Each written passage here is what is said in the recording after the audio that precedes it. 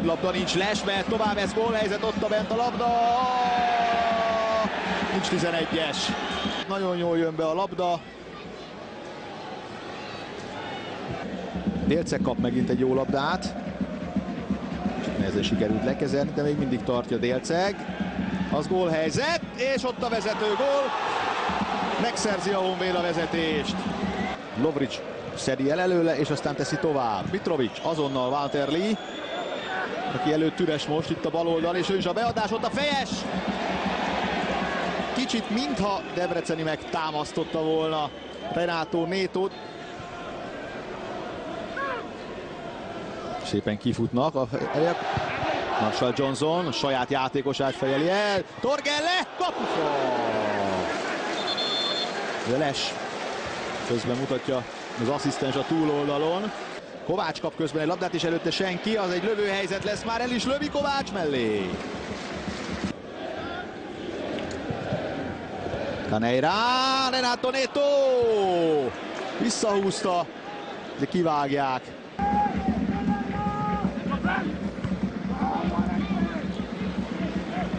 Egyelőre ezeknél a szögleteknél, hogyha be is jön a kapu elé a labda, tehát a beíveléseknél a Honvéd védői tökéletesen megoldják. Renato Neto, ez viszont hiba.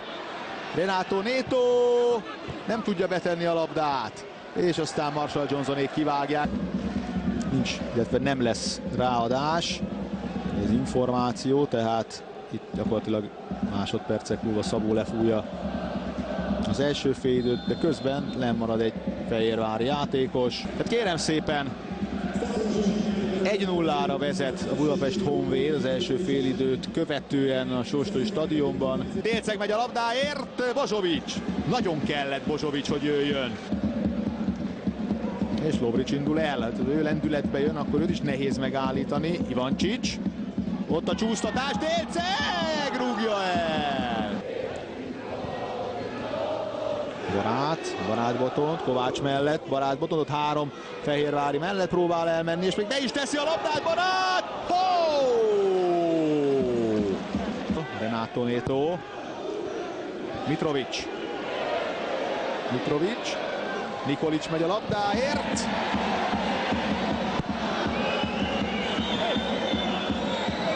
Szabó mutatja Kovácsnak, hogy tessék felkelni. És majd a lassításból leszünk szerintem okosabbak, hogy mi történt. Tény, hogy nagyon nagyot repült a 16-oson belül Kovács István. Brácsi! És sárga lapot fog kapni Kovács.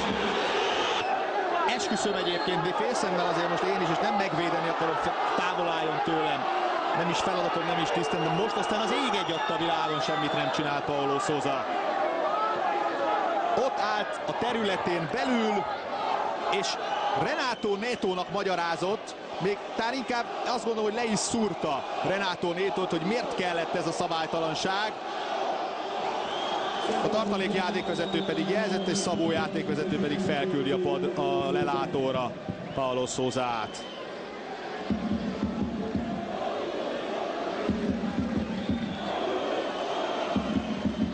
Nem biztos, hogy egyébként, és mondom, távol álljon tőlem, hogy én bárkit is kritizáljak, vagy minősítsek, de nem biztos, hogy ezzel kéne a leginkább foglalkozni, hogy mondjuk Paulo Sousa, vagy éppen bármelyik tréner mit csinál egyébként a számára kijelölt területen. Ez most nem volt jogos döntés.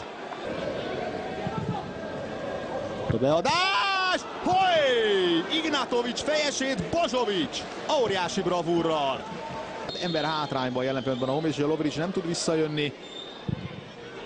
Mellé! Brácsi szabadrúgása. Gyurcsó megcsinálja befele a cser. Gyurcsó, az ott már lövőhelyzet. Nem vállalja el Gyurcsó Ádám. Mitrovic fölé. Mitrovic. Oliveira vállalja el mellé. Oliveira Lovricsal szemben. Megy be középre a labda. Nikolic, Torgelle! A fehérvári játékosok kezeszést reklamálnak, Szabó pedig mutatja, hogy a Honvéd játékos hassáról ment ki a labda. Torgelle, ez nem lesz, Torgelle! És ott befújja a játékvezető! És sárga lapot, és ez már a második Kemenes Szabolcsnak, és tulajdonképpen elrontja csapatának ezt a mérkőzést. Tehát innen fogjuk látni, hogy Torgelle ugyan megtolja ezt a labdát. Nézzük Nikolicsot. És azt a mindenit! Lovrics kivéri a büntetőt! Itt a vége, a Honvéd továbbra is 100%, a cserejátékosok pedig úgy rohannak oda Lovricshoz, mintha nem is tudom, mit nyertek volna.